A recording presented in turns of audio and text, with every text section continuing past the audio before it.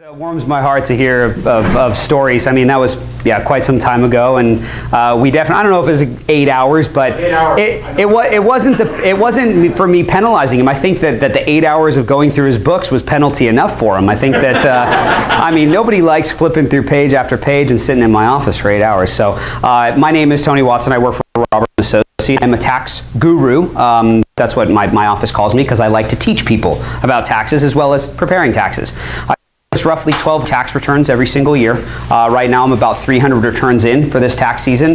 Got about 900 to go, and it's growing. Our firm services around 12,000 tax filings every single year with about 13 senior accountants.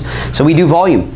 And about 80% of our clients now, it keeps growing, and I'm hoping to hit about 95% of our clientele are real estate investors, either property flippers, long-term holders, short-term lenders, anybody who can get their hands on some type of real estate investment. That's my goal, is to have a majority of our firm as real estate investors. I know that as a real estate investor myself, I own some properties in Austin, Texas. I've got a property up in Pasadena. My family grew up in a real estate household. My father and my mother were both realtors at one point or another in their life. So I grew up knowing that real estate was a very, not easy way by any means, but an efficient way at building wealth. My parents, I saw them working very, very hard for everything that they obtained over their lifetime. And I see now that in my father's older age that he has passive and non-passive investments that allow him not to worry about the stock market. Right? He just goes and collects the rent checks every month. He has triple net leases, he's got single family residencies, and then we have family partnerships. And so we all have kind of built our own portfolios around real estate. And then when I went to work in the tax industry, I realized, wow, not only is real estate a good investment overall for cash flow, but it's also a great tax shelter. Right? So when I started working for Bob Hall 12, 13 years ago now, I realized one thing very quickly, that taxes and real estate, they go hand in hand in more than just a couple ways. And so every time I have a real estate investor coming into my office, I love sitting down and asking them about their own investments, about their own portfolios. I especially like people who are just getting into the real estate industry, because I can teach them what I didn't know as a beginning investor, and hopefully they grow their wealth exponentially over the time that they do taxes with me and our firm. So like I said, I do prepare taxes, but I also do about 120 seminars every single year. I've done 2 today so far. This is the 3rd one. Tomorrow I have 2. Next day I have 3, and then on Saturday I have 2 again. So, and this is tax season. This is something where between seminars I'm back at the office meeting with clients. So it's a fun gig, to say the least. My fiance, I am engaged. I'm getting married this year, which is awesome. Pretty excited. Pretty excited. Actually, very excited. She doesn't like tax season very much, but hey, it's a career, right? It's a career move. So she does like after tax season when we get to sit back and relax for a couple weeks. So tonight we're going to talk about the Trump tax plan, right? Obviously, 2018, we have a whole revamped tax code. Whether we like it or hate it or don't really know anything about it, it's here, right? December 22nd at the 23rd hour, the House and the Senate agreed that this is going to be the bill that we're going to pass. However, about 2 weeks ago, they started to tweak that new bill, when I thought that was a finalized tax code. 596 pages or something like that. I'm about 400 pages in, right? 400 pages and about 300 tax returns into tax season, and I am just very, very interested to see where this new tax code lands as of October. Because I know one thing about the government is that they like to release things, and then as soon as they realize the backlash that they're going to get for certain changes, they quickly start to change little bits and pieces. And everybody thought about, well, let's see, a month ago that equity line of credit interest on their primary residence was not tax deductible, right? How many people thought that was gone? 2 weeks ago they changed it, they brought it back. And that's a pretty sizable write-off. Now, there are some limitations on equity line of credit interest. You can still deduct the interest on HELOCs and equity lines as long as the money either went back into improvements in your primary residence, or if you used it as acquisition debt, meaning that you used it to buy other property. Well, guess what? That was the same thing in 2017, right? Nothing really changed. They just revamped it back to the old tax code. So equity line of credits, you cannot pay off student loans with it. You can, it's just the interest isn't tax deducted, right? You can't go out and buy a Porsche, even though it's a beautiful car, interest isn't going to be tax deducted, all right? So you have to be very aware of what you can utilize that money for. But that's just an example of how the government likes to change things after they've released it and said, hey, this is the final code. But now, 2 weeks ago, they started to change it. So I'm telling my clients, and in my seminars, the new and potential clients and clients of other accountants that don't really take take this new tax code into consideration fully until about October. I'm going to teach you everything about this new tax code right now, kind of the cliff notes on all of the very important parts, but some of these things can change throughout the year. And I'll tell you what I think might change, and then we can kind of play a gamble game, and I'll come back in October and we'll see how right I was and how wrong I was. You know, we'll see how it goes. But just to give you a little bit of a background of Robert Hall & Associates, let's see, is this on? It helps if I plug in the little receptor, right? Oh, yeah. Yeah. It's been a long day. All right, picture of our building, just to give you a little background. We actually take up the full second floor here. On the third floor, we have our tax attorneys and our litigators and some estate and trust attorneys that we use. And then on the first floor, in this little room right there, probably the most important person in our building, that's our bookkeeper, right? Okay? And that's Farshid Khosravi. He's amazing, right? He is a forensic bookkeeper, though. So if you want somebody to go through all of your books, line by line, that's the guy you go to. It's going to cost you a pretty penny, all right? So there are a lot of software programs out there nowadays that will actually organize your information for you, like Mint.com. I personally use Mint. I don't know how many people use Mint in the room, but it helps me organize my transactions. What's it called? Mint.com, like the mint that you pop in your mouth, Mint.com. It was purchased by Intuit about 4 or 5 years ago for $42 million. Wow. That's how popular of a website it was. And the way that Mint works, outside of what Farshid does, where he goes through all your credit card statements, Mint will link up to your debit and your credit cards, and every time you swipe your card, that transaction will be logged into meals and entertainment, or it'll be logged into gas. And so your credit card companies no longer have to organize it for you. I know Amex does it for some cards and not for other cards, but Mint actually does it for all cards. And so you can link 10 accounts up to it, and it'll organize all of your expenses throughout the year. If you start now, you still have time where it'll catch all the way back to January 1st. So check it out. It's free, I believe, too. I don't pay for it now, but I think maybe if you have over a certain amount of accounts linked to it, they might charge you. But check it out. Anyway, so picture of our building. Been around since 1971. We service roughly 12,000, 13,000 tax returns per year.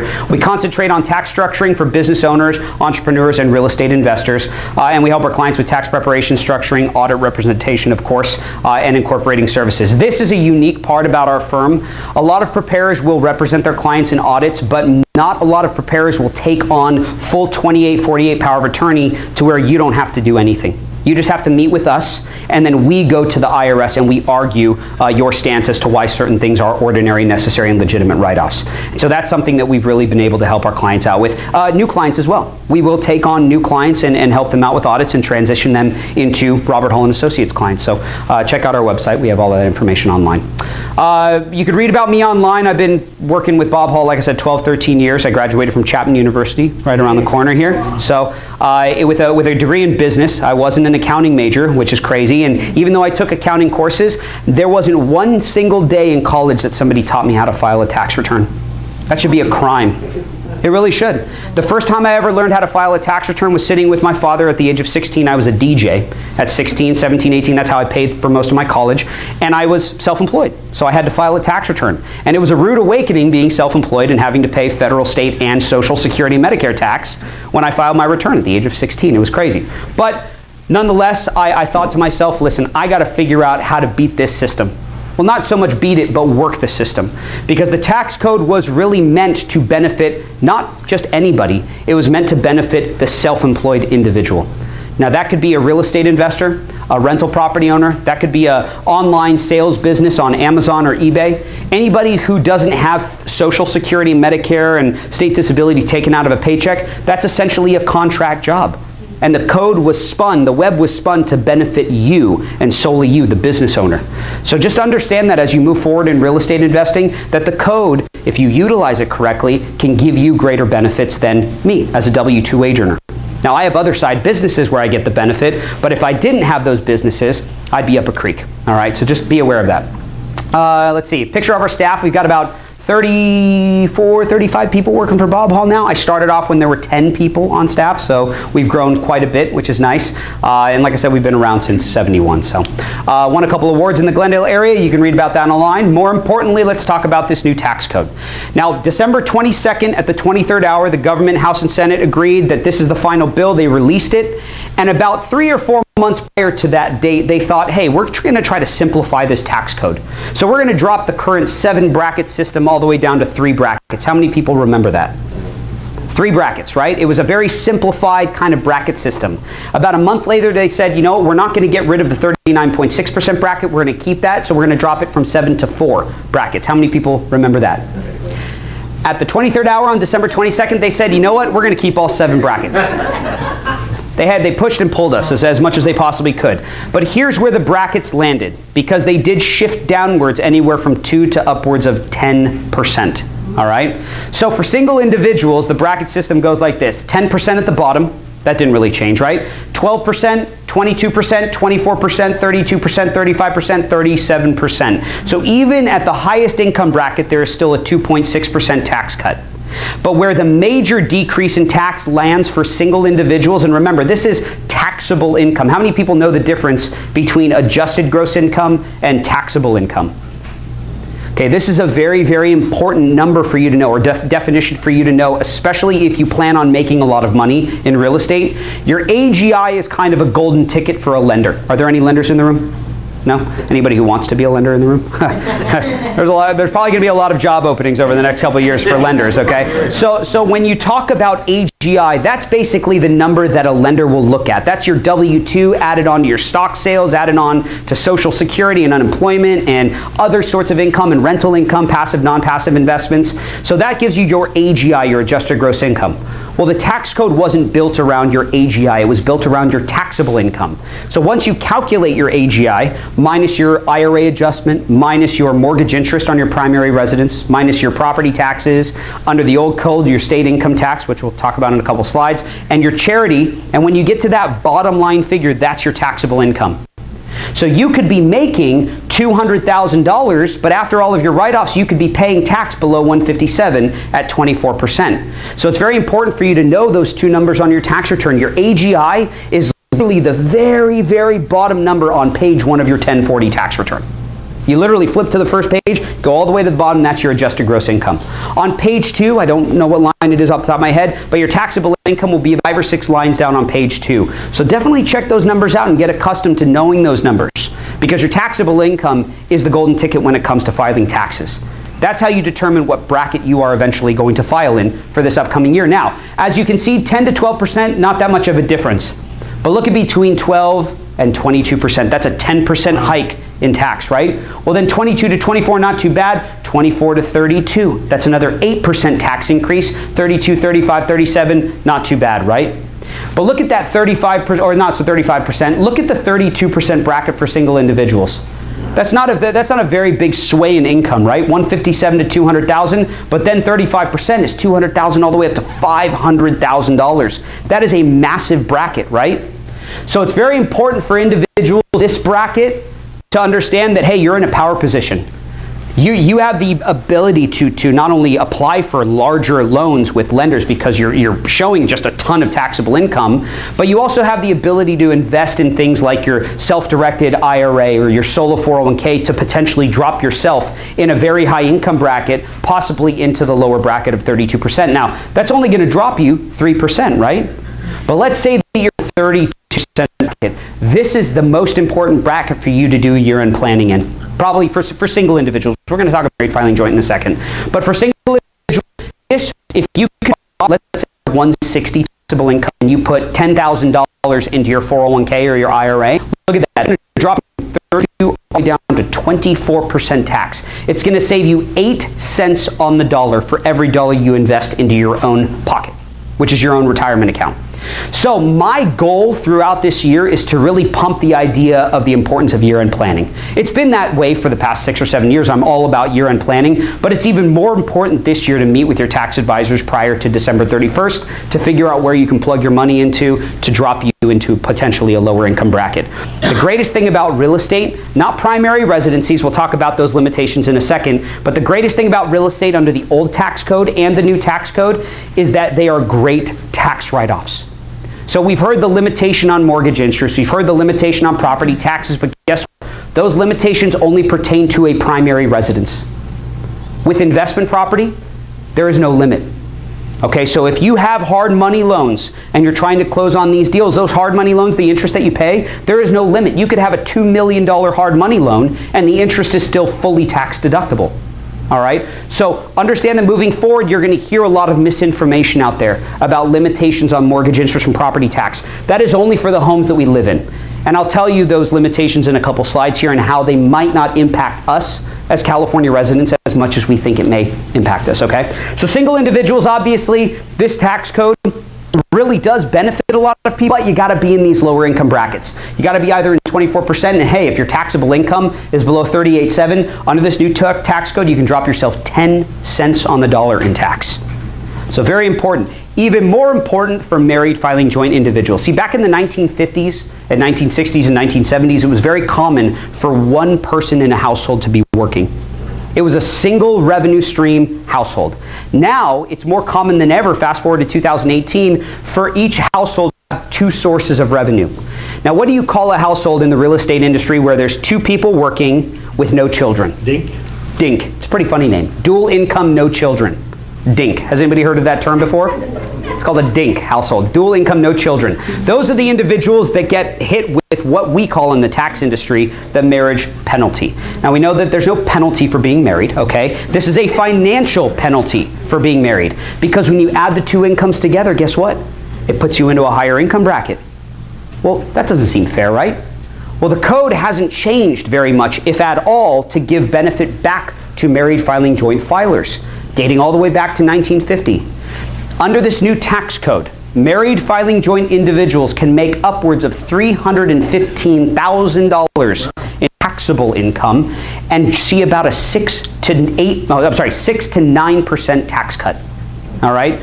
So here in California, when you think about it, you're like, wow, $315,000, that's a lot of money. Well, yeah, it sure is a lot of money elsewhere in the U.S. No mistake, $315,000 is a lot of money here in California as well. But $315,000 of income in Fargo, or in Nebraska, or in Arkansas is like making $700,000 here in the state of California. The dollar just doesn't go as far here in California, but the opportunity here is like no other. You know, New York is a great place to build business, but California real estate, there's something about it, something magical about the land and buildings that we own here in California. When I see somebody paying $7,500 a month in rent to rent a 1,000 square foot loft in downtown Los Angeles, I know something's wrong. I must be crazy, because why would you spend, but to each his own, right? Shoot, $7,500 to a billionaire is nothing. It's like me paying $100 a month. Right? So I don't know where they come from or what investments they've made for themselves. I would never pay that for rent, right? But I know that in California it's common. Same with New York. So California and New York are the most unique states out of the 50 states. We have very high taxes. California is number one, by the way, 11.3% at the highest, okay? But also the opportunity to make a lot of money here in California and New York are unlike any other state. All right, so we know that. I think we all are on the same page with that, right? Especially when it comes to real estate. So it is very easy for real estate investors, especially rehabbers. And the reason why I'm saying this is because I do a lot of rehabbing client tax returns. It's very easy for a client to have 2 or 3 years of consistent kind of income in the $70,000 range, and then 1 year they flip 3 or 4 properties and have a huge capital gain and easily bump themselves up into the 24, 32, or 35% brackets. It's even more important for those property flippers to sit down throughout the year with their accountant and plan on how to shelter as much of that income as possible. Because remember that the difference between flipping a property on the short term and investing in long-term investments, that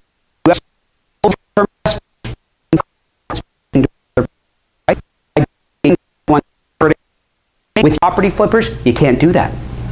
You can't cycle your profits into other properties. Those are short-term capital gains, and it pays tax at a variable rate.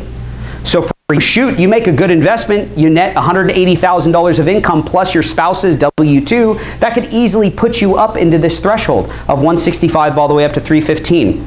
Now we know this about California, the opportunity here, the ability to make a lot of money. And so when the government at the 23rd hour on December 22nd said, hey, don't worry everybody, 94% of Americans will not see a negative implication from this new tax code. Who do you think makes up the 6% that they weren't talking to? Californians and New Yorkers. Because 94% of Americans, yes, middle income in the rest of the U.S., where do you think that lands? Let me ask all of you. What do you think middle income in the other 48 states averages around? 56. So that's in this bracket, maybe this bracket, right? So 12 and 22%, let's say. Right? Well, 12%, yes, we're absolutely right. Average income, middle income households range anywhere from $35,000 up to $75,000 of taxable income in other states. Here in California, it ranges anywhere from $90,000 all the way up to $175,000.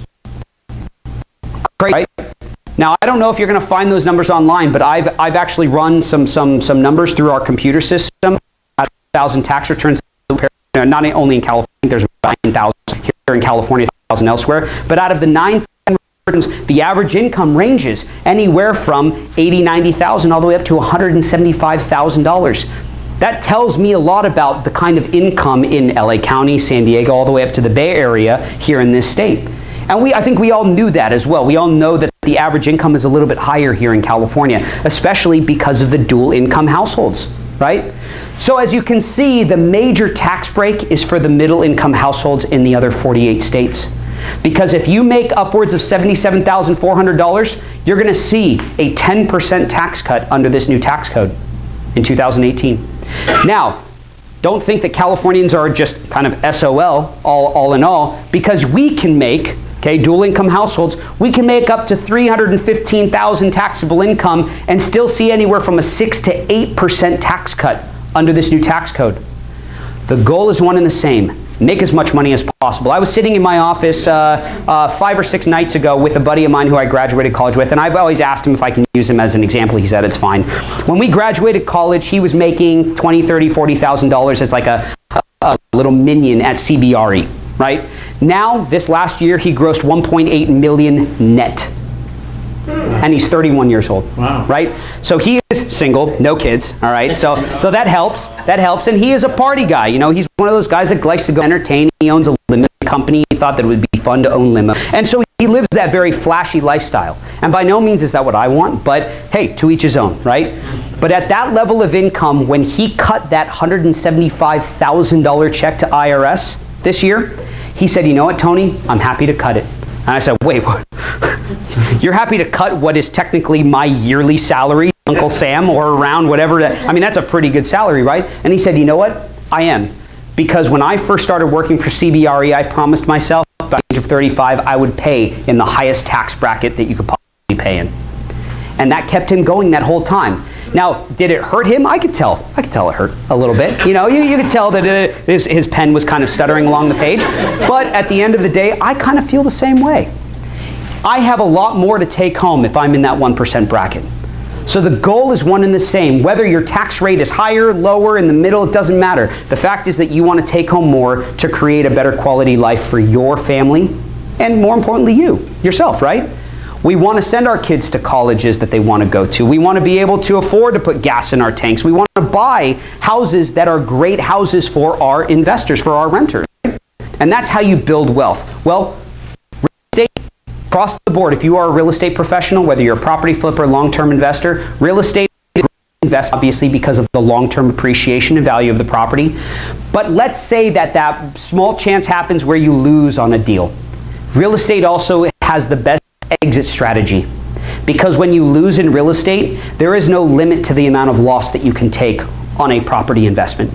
It's called a 4797 business loss. And a lot of people didn't understand in this last year when Trump was saying, hey, or when people were saying that Trump hasn't paid tax over 19 years. Well, I know exactly how he did it.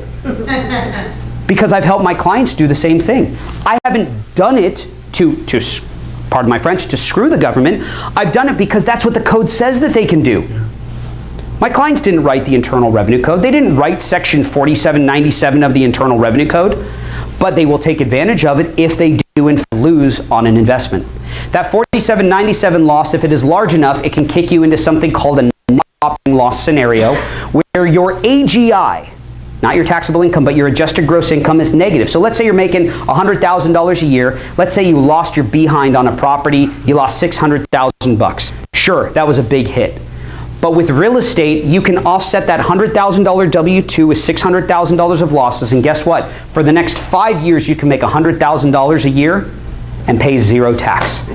So real estate losses, if that unfortunate event happens, real estate losses allow you to gather profits again so that you're not out on the street, right? So for the next 5 years, you are not paying any tax. It's called a 4797 business loss. And that's how the 1%ers of the world really maximize their losses. Yeah? Is that only with real estate losses, or does that also count for business losses? So, if you have your own business? So it can count if you have a business, like a corporation. Let's say Google went belly up, which will never happen. But let's say Google went belly up and had a $100 million loss, right? That is a 4797 business loss, but it's either Section 1251 property, or 1250 property, or 1245 property. So you have to list what property you're losing on. Now with stock loss, like if I am just investing in Apple stock, it's different. See, I can't sell $100,000 of Apple at a loss, right? $100,000 of loss and take the full $100,000. It's limited to $3,000 per year. So the type of loss is very important. Real estate losses are very unique, and they allow you to offset a lot of this taxable income and save yourself from paying exuberant amounts to the federal government, all right? So this is how people sometimes can drop themselves into lower income brackets.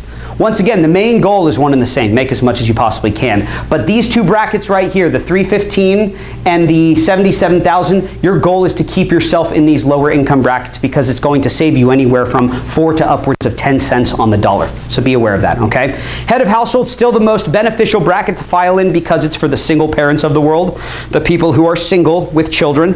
That head of household filing bracket is much more beneficial. Shoot, if you're single and you have 1 child or 2 children, you can make up to $51,000 and see about tax cut, this tax code. You start off with a much higher standard deduction on your tax return, which we'll talk about, I believe, in the next slide.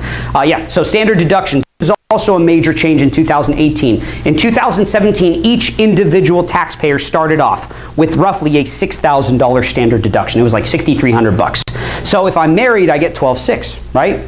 So if I'm head of household, I started off with like $9,450 or something like that. So all of these are actually doubling. So if you're single, you start off with a $12,000 write-off. If you're married filing joint, or if you happen to have lost a loved one in that year, you get a $24,000 standard deduction. Now, mind you're thinking, well, my mortgage interest, my property taxes, and my charity altogether were $18,000. So what would I do? Would I take the standard deduction, or would I itemize my write-offs? Well, the answer is whatever's going to save you more tax, right? Because there's no room for being prideful in the tax code. The government will happily accept your payment, okay? And they won't tell you that, hey, we think it would have been better for you to take the standard deduction. Your tax preparer is going to look at it and say, hey, listen, we'll itemize your things this year, but you know it actually is going to save you an extra $1,000, $2,000 in tax by taking the standard deduction. So this will actually get rid of a lot of the smaller mortgage interest write-offs, property taxes, because $24,000 is a property tax deduction for married couples. All right. Now here in California, it's a little different, right? See, elsewhere, mortgage interest and property taxes might be $15,000, $16,000, $17,000. But in LA County, you might actually have $28,000, $29,000, $30,000 in interest and property tax write-offs. So at that point, you will still be able to itemize. How many people heard this false news about charity no longer being tax deductible? How many people heard that? I was at my seminar this morning. There were probably 30 hands that were raised, and that is incorrect. The reason why people were saying charity is not tax deductible anymore is because they feared that their charity write-off would be below the standard deduction. Well, yeah, if you only donate $5,000 and you have no home, of course you're going to take the standard deduction, right? But if your property taxes and your mortgage interest and your charity is over $24,000, guess what? You're still going to itemize your write-offs. So charity is still deductible, but you got to breach the standard deduction, just like under the old code. You had to breach the standard deduction in order to itemize your write-offs. Nothing changed with that. One major change for the employees in the room, and I'm hoping that most of you, if not all of you, are self-employed property investors, but for those of you who also have W-2 jobs, one major change in 2018 is that everything that Bob Hall, for instance, doesn't reimburse me for, under the old code, I was taking it as a non-reimbursed employee expense. That landed on a Form 2106. That's what the form was called. That 2106 for federal purposes is gone in 2018. So now I can no longer deduct my mileage and my cell phone and my online charges as an employee. For the self-employed individuals, it's still fully, not fully, but a portion, if not all of it, is still fully deductible for you, okay? So nothing has really changed for the self-employed individual, but on the employee side, I can no longer deduct that on my federal return. But guess who still allows it? California. California has not conformed to a lot of this new federal code. So you're still going to organize your expenses because you're going to itemize on the state return, not on the federal return. All right, so these are some changes that you want to be aware of. I was talking to, I think talking earlier about the new impacts of the new tax on our firm, and I don't think we're going to lose as many clients as my associates do, but because of individuals getting this much higher standard deduction, we fear that we're going to lose maybe anywhere from 800 to maybe 1,200 tax filings. Wow. Because some married filing joint couples, police officers, teachers, firefighters, if they have their mortgage almost paid off and their property taxes are low and they have a little bit of charity, it's going to be very hard for them to breach that $20,000 standard deduction. Why would they need an accountant at that point? They plug in their W-2s and they take the standard deduction, boom, they get a refund, they're on their way. So we're waiting to see that kind of shift in taxpayer in our firm, but the goal is one and the same for us. It's to tell people with all of these new tax savings, let's buy real estate. Let's reinvest it back into the market. Let's get you paying into something that whether the economy is good or bad, people will always need a place to live. So real estate will always be the most consistent dividend paying investment you can park your money in. So that's the goal as a tax advisor on my end, because I grew up in a real estate household. I know that real estate is the most secure investment for our money. And remember that property flippers do play a little bit of the short-term gain, right? Because you're waiting to buy low, sell high. But at the end of the day, let's say that you're just not getting what you need for that property. Are you willing to sell property at a loss, or do you have an option to hold on to it and maybe put a renter in that property? You have options. Under the tax code of the old and the new, I love having options. And that's why I've always loved real estate. Because in a property flip, let's say that I am not getting the offers that I wanted. At the end of the day, I don't really have to sell it, do I? I can hold on to it, maybe even refinance the hard money loan, get somebody in there, and now I got a rental property. And whether or not you want that is a different story. But at least it is a better exit strategy than losing your behind on the investment, right? Okay, so standard deduction is changing. I did want to just mention this. C corporation tax rates are dropping from 35 to 21%. That was probably the front runner of the topics at the tail end of the year. It's giving eBay, Apple, Google, Amazon huge tax cuts. Some corporations have already started issuing bonus checks into their employees' payrolls. So you've seen some reinvesting back into infrastructure. I'm hoping that that's what most of the corporations do. If I had my magic 8-ball, I could tell you the future. But we're 70 days into this new tax code. We have no idea where we're going to land at the tail end of this year with this part of the code, all right? But for the real estate investors, the property flippers, this is not your focus, okay? And I'm going to tell you why. How many people, actually I don't want to ask that because I don't want people to participate. Some of you may actually be C corporations in the room. And I'm not telling you that it's not the right entity to be in, because C corporations are very unique entities. Some individuals will opt to have a C corporation if their medical write-offs are exponentially greater than the neighbors. Meaning that if you have $67,000, $80,000 in medical, let's say you're claiming a parent as a dependent and you're paying for in-home care, because you can't afford a living facility, they live inside of your house, and so you pay $6,000, $7,000 a month for care inside of your house. Your medical write-offs under a C corporation are 100% tax deductible, as long as the medical expense is incurred for your dependent. See, you can't just pay for somebody's medical and take it as write-off if you're not claiming them as a dependent. So C corporations are very, very unique entities. Normally, they're for the larger corporations of the world. The corporations that have over 100 shareholders, right? And normally over $10 million in gross revenue. Those are big companies, right? Very unique situations where a C corporation may actually be more of a benefit for you than the other entities, which we'll talk about next. Is that true for S Corp as well? No. So we're going to talk about S Corps next. All right, so the pass-through entity. And this is also very something that I'm very, very disappointed in the IRS and the federal government with tail end of this year, because I feel like they really came up short in explaining what this part of the new code actually meant and who it would apply to. Because when you think of pass-through income, 95% of the people in the room and also that come into my office think pass-through income is from an entity. How many people think that pass-through means S Corp or partnership? Yeah, some people, right? So pass-through income is essentially anything that you net from your investments. Well, under this new tax code, a lot of people thought that this 20% net revenue deduction, which I'll go into more detail about in a second, they thought that this only applied to S corporations and partnerships. When in fact, this 20% deduction, this net revenue deduction, applies to sole proprietors. It applies to your Schedule E rental properties. It applies to single-member LLCs. It applies to multi-member LLCs, partnerships, and it also applies to S corporations. So it applies to any self-employed or rental income investment that we have. Now, there are certain industries that don't qualify for this, like attorneys, financial professionals, tax advisors, insurance companies, doctors.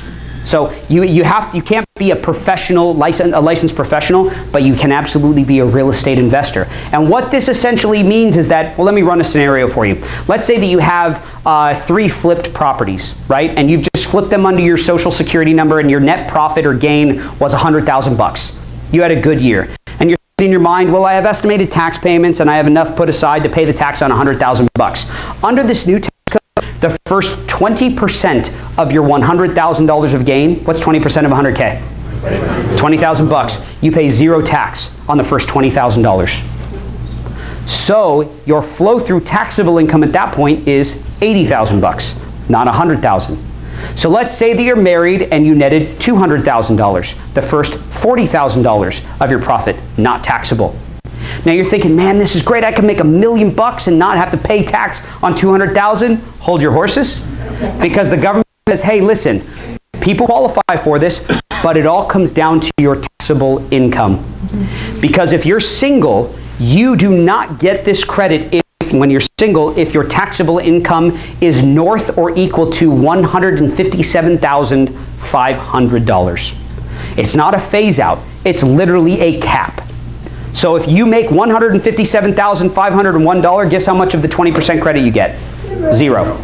I personally think, before I tell you the married filing joint limit, I personally think that this will change this year. I think that the government loves to phase things out. They don't like to cap things. I know that they cap the property tax, which we'll talk about in a second, but they like to phase things out, meaning that it'll start to phase out at $157,500 and fully phase out at $200,000, right? So you'll phase out from being allowed that benefit. Now, married filing joint couples, their taxable income can be up to $315,000 and still qualify for this 20% deduction credit. So let's say that your net revenue was $300,000. What's 20% of $300,000? $60,000 of tax-free profit. For the property flippers in the room, you should be thinking, man, this is the year that I need to flip the crap out of properties. Yep. So that's something that you need to carry with you in your back pocket throughout the year, and know that, hey, all of this profit that I make, as long as I can keep my threshold, and let's say that you're at $325,000, you're thinking, man, oh crap, I'm way over that. I need to get my income below it, right? Well, at that point, you start deferring money into your retirement plans, right? Let's say that you've already exercised your right to buy a car and to lease an office and to deduct your cell phone and all that stuff that you normally deduct, right? And let's say you're down to $320,000, you need to get $10,001 below. Well, at that point, you max out your deferred comp, you max out your profit sharing plan, you might even put your spouse on payroll as a secretarial advisor. Or you probably put your wife as CEO. That's what I eventually will do, because she'll be the CEO of my household for sure. She already is. All right? So that is a game. You can put individuals in your household. Now, you can't put your 2-year-old on payroll, okay? But you can absolutely put children on payroll as long as you are giving them duties and they are of age to work. And then you can dump their full salary into a retirement plan. And now you're starting your kids off, as well as getting this 20% deduction, you're starting your kids off well ahead of where I started. I mean, I didn't have an IRA when I was 13 years old. I mean, my parents probably would have done that, but they put all their money in property, and that's great. Tax code was different back then, right? So the plan will change as we progress throughout 2018. The goal for you is to keep yourself below those thresholds to qualify for these great credits. Yeah? You said licensed professionals do not get the deduction. Does that include real estate agents? No. No. Real estate agents will absolutely receive that credit. And if you've heard this talk about them not getting it, I think that will all be cleared up by June of this year. Okay? There will be many changes to this particular part of the code, and that's why I'm saying when I'm up here telling you about this 20% net revenue credit, you might not be hearing the whispers amongst like the NAEA, the National Association of Enrolled Agents. We're on e-blasts and emails and text messages from people who are basically sitting in front of the federal government telling them what they should be tweaking in this new tax code, and this is the trickle-down effect. And I think that this will absolutely change before they finalize the code in October, before they actually put it into play. I'm hoping. But I'll be back. Where's Wood? Oh, there's no wood. Oh my gosh. All right. So I'm hoping that this changes. Somewhere I'm knocking on wood. Okay. But this is something that's a huge benefit for especially the property flippers. This is where my property flipping clients, they'll see a huge benefit from this. And I can't wait to see the kind of tax credits that they qualify for. And we have to plan for it, obviously, right? But you got to sit down before the end of the year, because what happens when 12:01 a.m. rolls around on January 1st of next year? We're on to 2019. There's very little that anybody, including myself, can do for you legitimately to keep you in lower income brackets, shelter all that money. So just be aware of that. Let's talk about probably one of the more concerning topics, and this and the next slide, I believe, is the mortgage interest deduction. Let's talk about this, because I feel like this was probably the poster child, so to speak, of misinformation leading up to the tail end of 2017. People were so concerned about capping property tax and state income tax that they thought, I need to get rid of properties because they're not going to save me money anymore. I've literally heard that conversation before, okay? And I'm thinking, oh my gosh, somebody needs to explain to them why you buy property, because it's definitely not for the tax write-off, okay? That just happens to be the icing on top.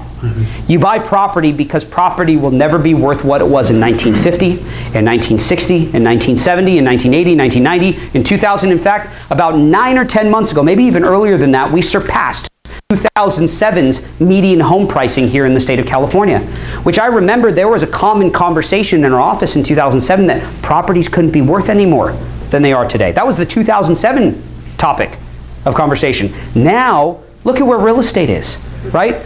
In Eagle Rock alone, and I know, right? Let's go. So in Eagle Rock alone, at 3 o'clock in the morning when I'm processing e-files and I'm waiting for this little data bar to reach 100%, I'm on Redfin just looking, because I like to, it's like my go-to, just a habit, right? And on Redfin, I'll go through these properties in Eagle Rock and Silver Lake that were bought 6 or 7 months ago for $375,000. Now they're on the market for $1 million. Where? Eagle Rock, check, I'm not even joking. On Redfin, you look at these property flips, these beautiful homes, the great pictures and everything, and you scroll to the bottom and you look at the history of the property, and you see these properties that were bought for $300,000, $400,000, and now they're on the market for $900,000 to $1 million, and they're selling. That's the cool thing, right? That's the great thing about real estate. Now, whether or not you think that's silly, hey, listen, I say it's an opportunity, right? What some people say is silly, I say it's an opportunity. Now, on that huge gain that you're seeing, obviously there's some tax liability, right? But the interest that you pay on the hard money loan, the property tax that you pay while owning the property, because it's an investment property, whether you hold on to rent it or you flip it, there is no cap to the property tax amount, mortgage interest that you pay on that hard money loan, because it is an investment property. This limitation, the SALT tax deduction, where it caps at $10,000, that it only pertains to your primary residence. Your primary residence. Now, some of you are like, well, what if I have 2 homes? What if I have a second home? What if I have a home at the beach? No, it's $10,000 capped across the board for homes that are not rented out, all right? Or that you're flipping. So when you buy that $1 million property and your property taxes are 1.2%, let's say, so you're paying $12,000 in property tax, it's a great write-off still, but only at $10,000. Now, what else is included in this SALT deduction? State and local tax, right? So not only does it include your sales tax and your use tax that you pay to the state of California on purchases, but it also includes your property tax and what you pay in income tax to the state of California. Now, I'm going to tell you that this was something that I was a little fearful of until I took a step back and said, well, I'm a tax accountant. I know that last year I was already capped on my property taxes and my state income tax. How many people were subject to, oh, you don't have to raise your hand if you don't want to. How many people know what alternative minimum tax is? AMT. There's got to be a couple people in the room. AMT, yeah. So AMT actually has been around for quite some time, and AMT already capped your property taxes and your state income tax deduction. Well, for those of you who don't know what AMT is, this is the best way I've found to describe how AMT works. Let's say that I have a cup of water, I spill the water on the table. And I have this sponge that I have over here, and I throw the sponge on top of the puddle of water. What happens to the water? Sucks up, right? So imagine the sponge is alternative minimum tax. The water is your property tax, your state income tax, and your non-reimbursed employee expenses, meaning your mileage, your cell your online trips, all of those things that your employer never reimbursed you for. All three of those deductions were subject to the sponge effect of AMT. Meaning that if your income breached $138,200 last year, line 45 of your tax return was the AMT that you were subject to. And if you were subject to AMT, your property taxes and your state income tax were already capped. If you don't believe me, Google AMT and property tax deduction. The first 1,000 links that pop up explain to you why your property taxes and your state income tax were not deducted if you were subject to alternative minimum tax. Now, what do we say about Californians in the dual income households? They tend to be higher income bracketers, right? A majority of dual income households, once they breached that 138 threshold, they were subject to alternative minimum tax. So 300 tax returns into this new tax season, I've been playing a game with my clients. I've looked at their 2016, 2007, or 2016 returns and 2017 returns, and I've seen if they were subject to AMT. And then I flip the screen around and I say, hey, guess what? Next year when they cap your property tax and your state income tax, guess how much tax you're going to have to pay because of that limitation? They're like, oh, Tony, don't tell me. Don't tell me how much tax I'm going to pay. Don't tell me how much less I'm going to get in a refund. And I back out 100% of their property tax and 100% of their state income tax. Guess what changed to the bottom line they see? Nothing. Their refund stays the same. Their liability stays the same because it was already capped under the old tax code. Now, I'm not saying that this will be the same for everybody. I'm being very general with what I'm saying right now, because there are individuals who make below that 138 threshold who will lose out on some of these tax deductions. But I don't have very many clients making $100,000 who own $2 million properties. I just don't. I just don't, unless they inherited the property, and if they did inherit the property, normally it's paid off, right? And they inherited their parents' low property tax basis. So there are very few individuals who see this change where there's a negative impact to their individual return. I'm not going to say all people. I'm not going to say everybody sees a benefit, but I'm going to say that out of the 300 tax returns that I've done, around 85% of them have not seen a negative implication because of this, all right? This is on your primary residence, not on investment properties. That is the one thing I wanted to hammer home, because that was a lot of misinformation at the tail end of last year. So those of you who said, okay, well, we get that, Tony, well, what about that mortgage interest write-off? What about that deduction that we get to take on our Schedule A that is 5% of the debt that we have that we take 100% of as a write-off? Well, in 2017, there was already a cap on mortgage interest. I don't know if you all knew that. But you were only allowed the interest deduction on the first $1 million of first position debt on your primary residence. So it was already capped. So if you had a $700,000 loan, your interest was fully tax deductible. But if you had a $1.5 million property with a $1.2 million loan, you weren't allowed the interest on the $200,000 overage. You are only allowed the interest deduction on the first $1 million. And guess what? If you still have that $1 million loan, you're grandfathered in to that part of the tax code. Nothing changed for you. All right? Now, if you refinance that loan in 2018, or if you buy a new property in 2018, that $1 million limitation drops to $750,000. So you lose the interest on new loans, the interest deduction on $250,000. All right? They were talking about dropping it from $1 million all the way down to $500,000. I don't know if you all remember that, right? It was cutting the mortgage interest deduction in half. Well, guess what? When the government was also talking about that 94% of Americans who wouldn't feel a negative impact because of this, guess how many mortgages in the United States, okay, not here in California, but guess how many mortgages in the U.S. percent-wise are over $500,000? Less than 5%. Anybody else? 6%. Wow. 6% of all mortgage debt here in the United States is over $500,000. That means that 94% of mortgage debt is $500,000 or below. Californians are unique, right? We live in a unique state. We live in a beautiful state. I love it when it rains, because when the clouds part, man, the hills are green, the beaches are flooded, happy people, kids are playing in the ocean. I love California. I was born and raised here. I know that I'm going to pay for the sunshine. I know I'm going to pay for the darn traffic that I'm going to hit going home, all right? But I love California. And I know that the opportunity that California has given my family is unlike anywhere else in the U.S. I will invest elsewhere because I'm all about diversifying my portfolio, but California will always be home to me. And we do pay for the sunshine. That's what we do. But we kind of feel like, okay, well, that limitation, that was a huge limitation. Well, it only impacted Californians, New Yorkers, and guess who else? Jersey. Texas? Where do we like to vacation? Hawaii. Why? Oh, gee. So out of the 6% of debt over 500,000, Hawaii makes up for 27%. Wow. Crazy, right? This is all news to me too, because I read this at a seminar that I gave with this really cool lender out of Pasadena, and he had all of these stats that he had pulled. And I thought, man, my mind was blown, right? And I thought, I'm going to use this in all of my seminars because I think that other people didn't know this. I pretty much live and breathe taxes in real estate, and I didn't know that. So when he told me that, I thought, you know what? That makes sense, because when they said that 94% of Americans wouldn't feel the impact, yeah, they were talking to the rest of the U.S. Not California and not New York, right?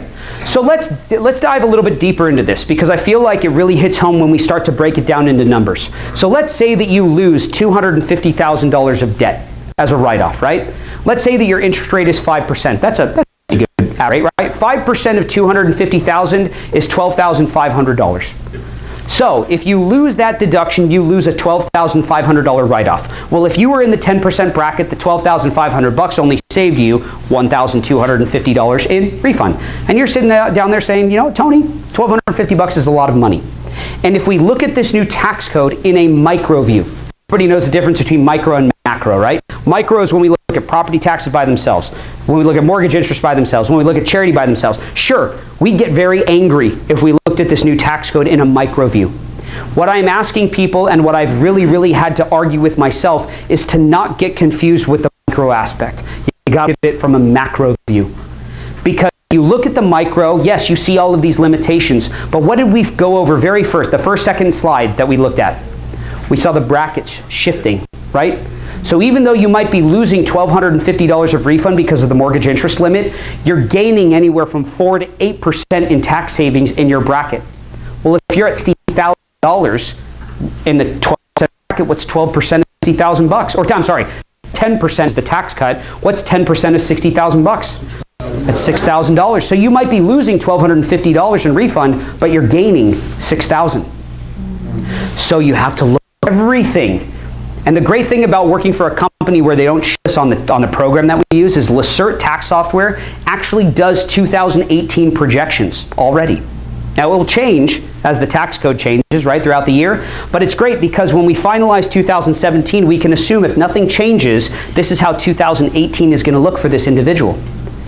And guess what? AMT, we'll circle back to AMT really quick. AMT used to have a $138,000 kind of threshold, right? And it fully maxed out at about $175,000. Guess what the cap is for AMT next year, or for 2018? $750,000. So what I've been seeing is that people who were subject to a lot of AMT in the prior year, all of a sudden that AMT goes away, and they receive what are called alternative minimum tax carry forward credits, which can be anywhere from $1,000 up to $50,000 in unallowed prior year refunds. So we are going to see a lot of shifting back and forth of wealth. People who have been literally living paycheck to paycheck because they've just been investing in real estate, and their high income allows them to buy real estate, but they've sunk all of their money into property and they've never been allowed these write-offs because they phased out from some of the benefits, their income was too high. All of a sudden you're going to see this massive AMT credit on their 2018 return, and that's going to allow them to invest in properties. And I think one major thing about 2018 that I am actually very excited about, and don't throw things at me just yet, okay?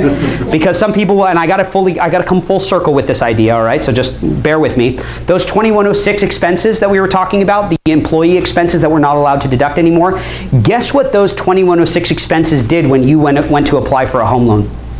Hurt you again. They hurt you, right? They were deal killers for a lot of people. Because when a firefighter came to me with $150,000 W-2 and $30,000 in 2106 non-reimbursement expenses, when they went to apply for a home loan, the lender said, what the heck did your tax preparer do? Well, my job is to get them to pay very little tax, right?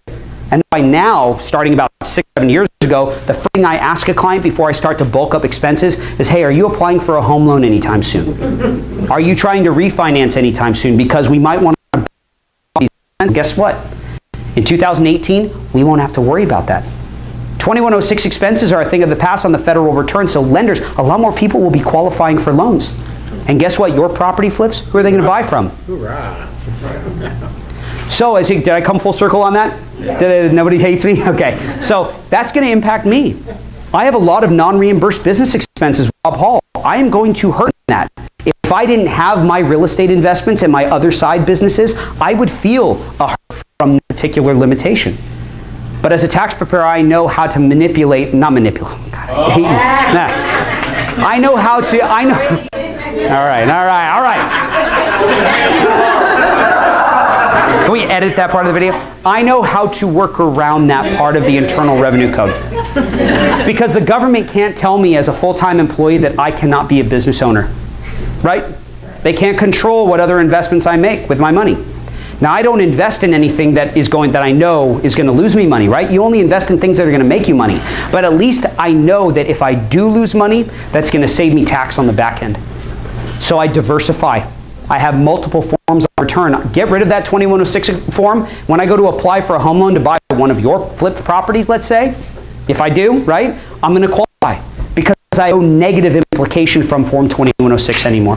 So, once again, macro, right? You got to take a step back and figure, hey, my neighbor says that this is going to impact him or her in a negative light. Well, their tax return is nothing like yours. Your tax return will look nothing like the person sitting next to you. You might all be property flippers, but your tax returns will look nothing alike. So when clients come in and say, hey, listen, my son-in-law or my parents said, because of this and I want to do this with the charity and I'm not supposed to deduct it. Listen, let your tax preparer decide what is best for you. Don't automatically assume this particular thing will cause you to have increased tax liability when a parent or a friend or a neighbor saw an increase in tax liability. It comes down to a number of things. It comes down to what you spend your money on, which is what you invest your money in, right? Not just spending, but what you invest your money in, and also the knowledge of your tax preparer.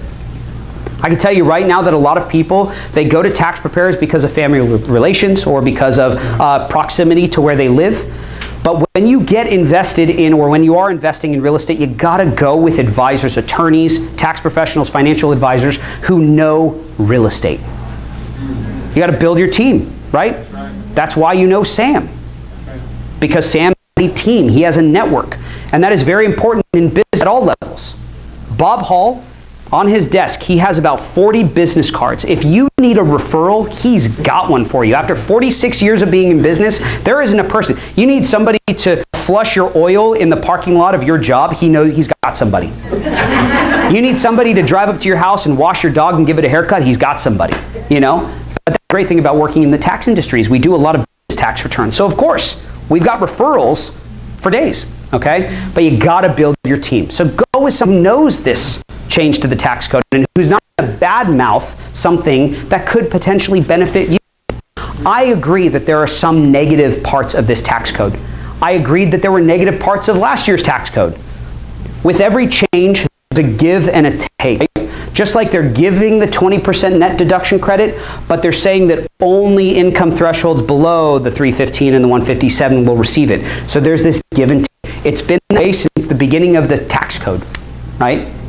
And in fact, one that I do a seminar on solely for about an hour, 2 hours, is self-directed investing. How many people know about self-directed investing? Solo 401k, self-directed IRAs. That's been around since 1974. And for the longest time, old investors that know you had to park your retirement in stock. You had to buy Apple, you had to buy Verizon, you had to buy AT&T, you had to invest in bonds and gold and platinum. But guess what? Since 1974, you can take a 401k from a previous employer, and roll it into a solo 401k and buy real estate with it. You can do hard loans for your self-directed retirement account. You can acquire businesses in your self-directed retirement account. You can self-direct your own retirement. And a lot of people, they still don't get how it all works. And some attorneys, I've even heard at expos where attorneys say, no, that's just a bunch of nonsense. You can't do that. And obviously you can, because it's a billion-dollar industry. I did a seminar down in Irvine with UDirect Services with Karen Hall. She does self-directed IRAs. She's fantastic. I'm not saying to use anybody that I refer saying go with somebody who you know and who you trust or who is referred to you. Referrals are the strongest things in business because you're getting a solid referral, right? With 401ks, IRAs, understand that this wonderful world of real estate, you can flip properties in your own retirement account.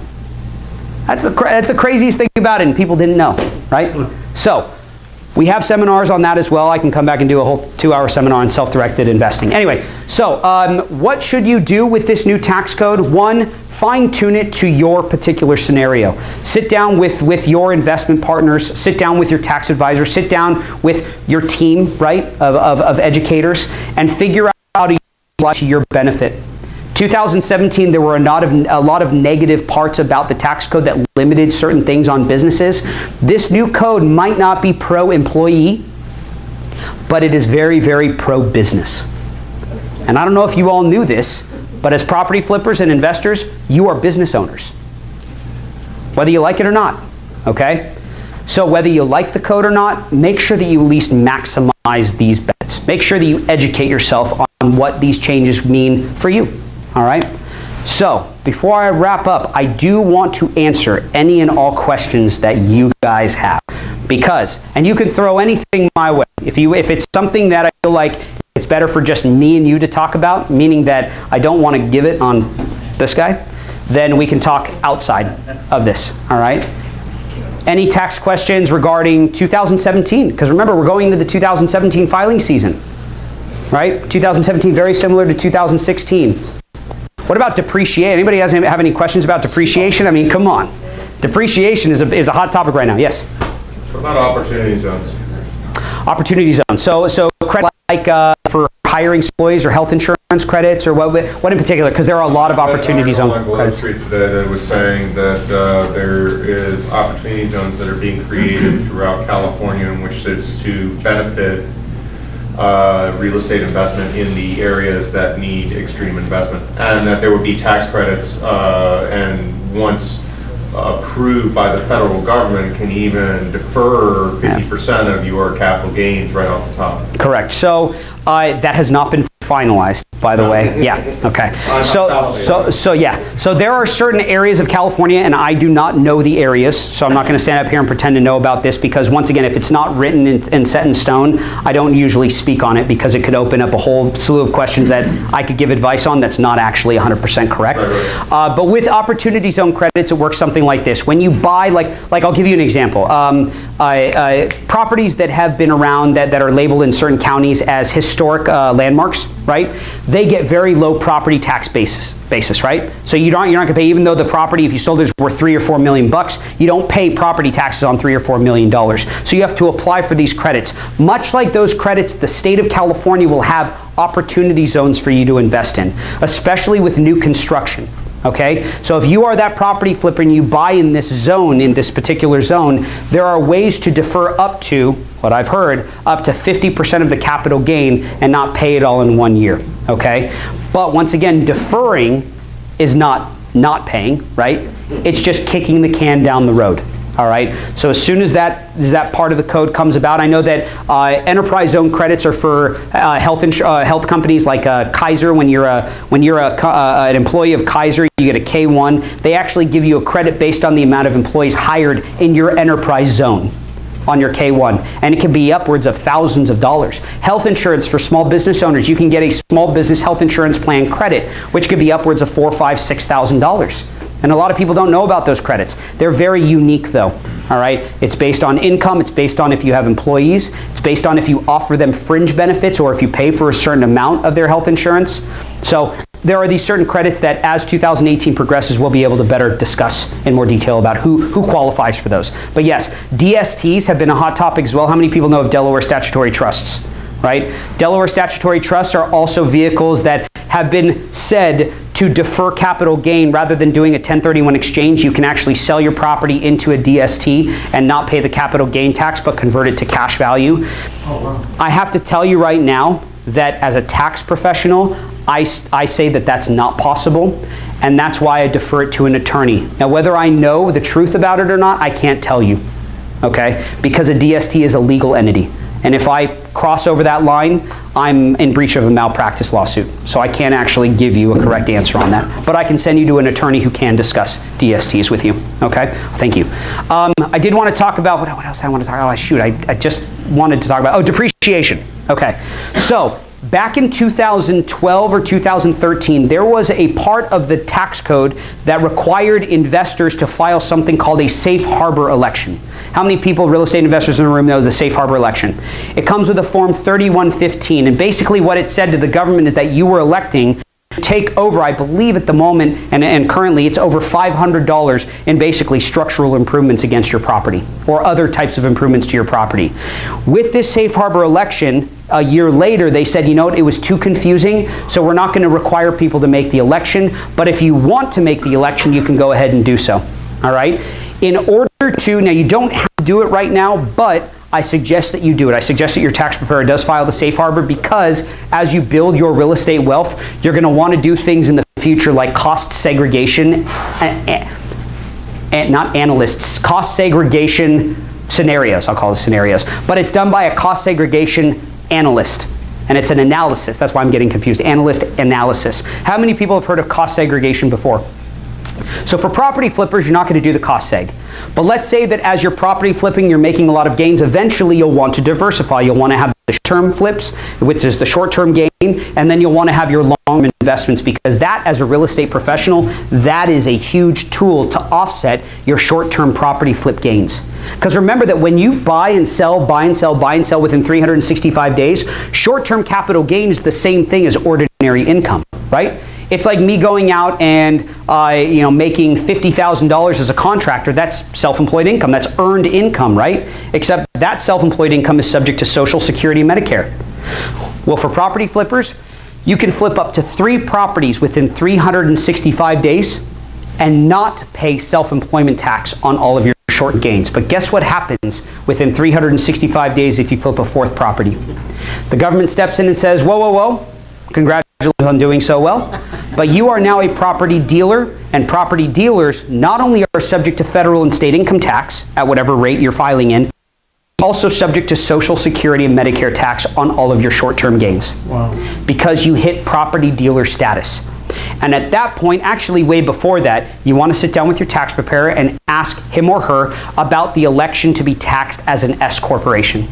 Because out of all of the entities that you have to choose from, the pass-through entities that we were talking about earlier, LLC is great for limiting liability. It's great for limiting personal liability because it separates your business from everything that's registered to your primary Social Security number. But get this, an LLC provides 000 tax benefit.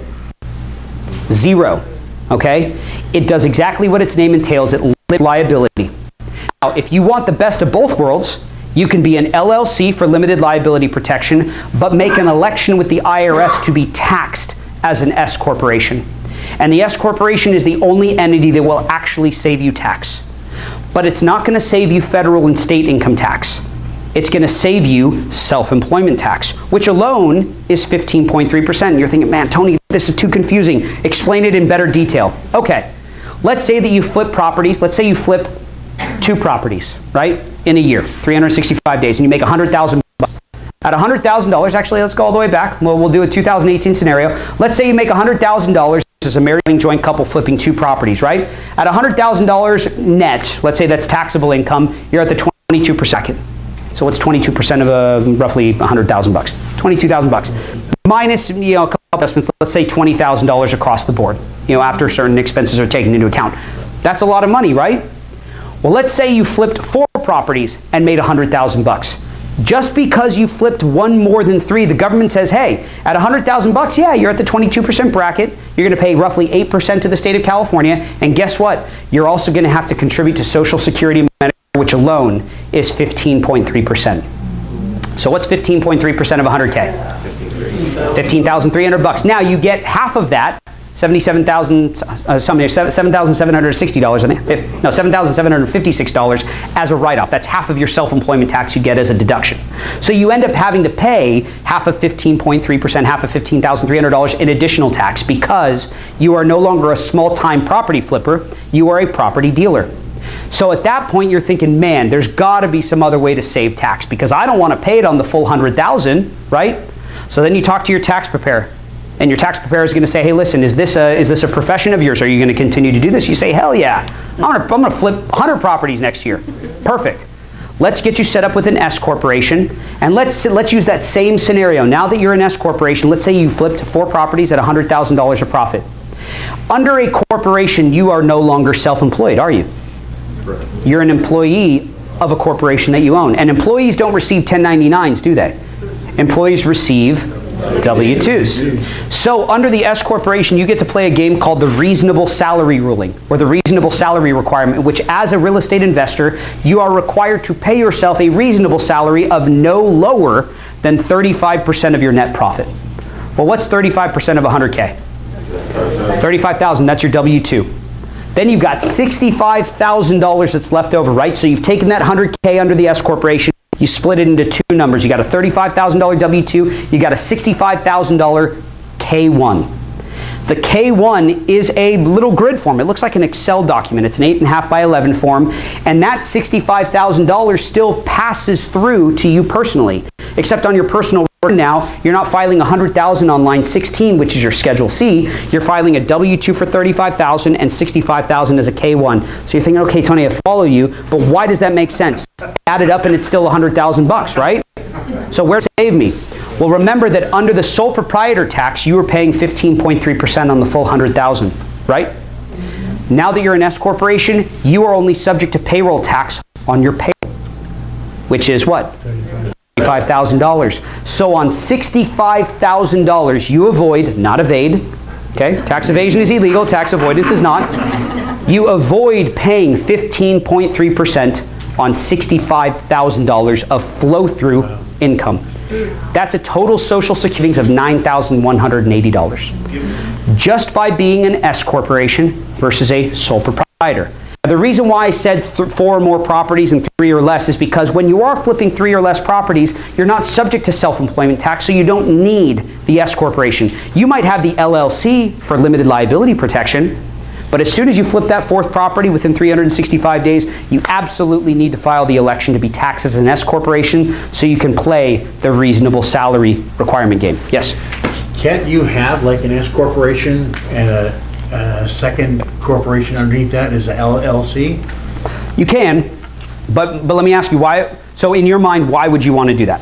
Because maybe I don't know. Everybody's scenario is different, so maybe. But why would you need 2 entities? Well, the one obviously is the S corporation for the ability to the deduction, like you were just talking about, and the other one would be to take advantage of other tax.